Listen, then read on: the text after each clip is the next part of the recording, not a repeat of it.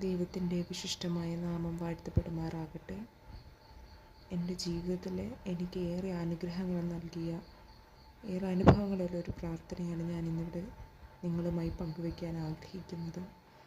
നിങ്ങളും ഇതേപോലെ നിങ്ങളെ മാനസികമായിട്ടും ശാരീരികമായിട്ടും അലട്ടുന്നതായിട്ടുള്ള പ്രശ്നങ്ങൾ തീർച്ചയായിട്ടും ഈ പ്രാർത്ഥന വഴി പ്രാർത്ഥിക്കേണ്ടതാണ്. ദിവസവും 33 ദിവസം ഈ പ്രാർത്ഥന പ്രാർത്ഥിക്കുക. തീർച്ചയായിട്ടും അത്ഭുതം സംഭവിക്കുന്നതാണ്. കുരുക്കഴിക്കുന്ന മാതാവിനോടുള്ള പ്രാർത്ഥന.